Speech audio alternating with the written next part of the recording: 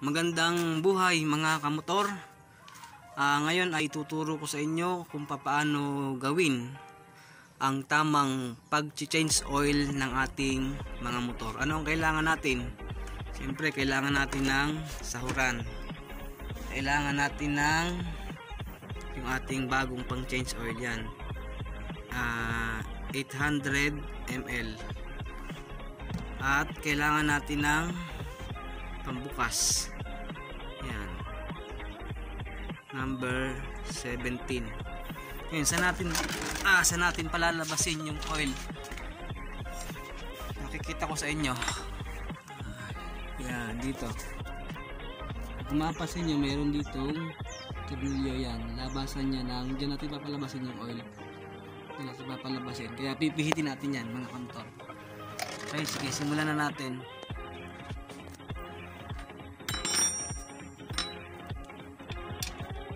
Lagay natin, pihit, pihitin natin. Ito na. Ayan.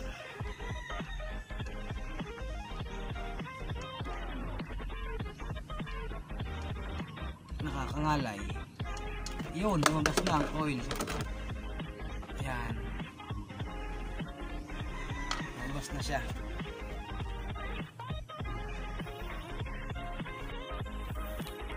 Yan, kung makikita nyo, lumabas na yung oil nya. At mayroon pang tumutulong pa konti-konti.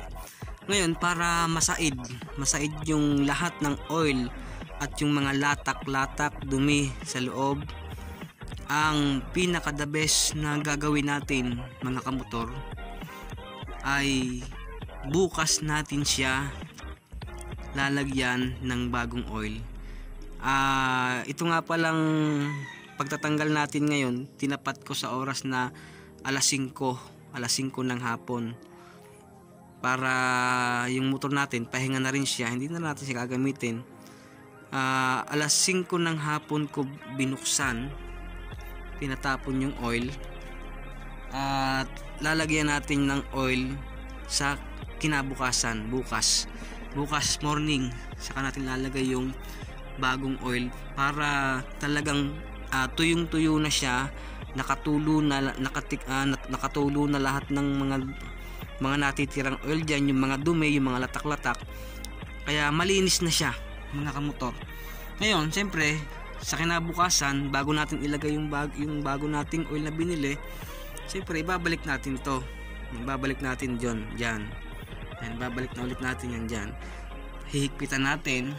Pag nahigpitan, siyempre ito, bubuksan natin to.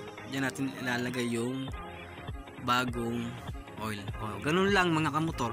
Kasi kung minsan, ang ginagawa nung iba, dinadala sa shop, bubuksan tapos pinapahanginan, hindi rin masyadong naiiga, hindi rin masyadong na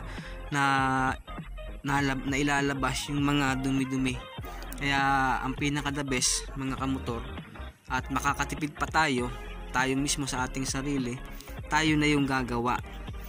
At ang pinaka maganda doon, sa loob ng 9 na oras o 8 oras, tumutulo yung mga natirang langis, naiiga siya, natutuyo siya, tsaka kaya talagang malinis na siya, malinis. Yan, ganyan mga kamotor ang tamang pag-change oil ng ating mga motor.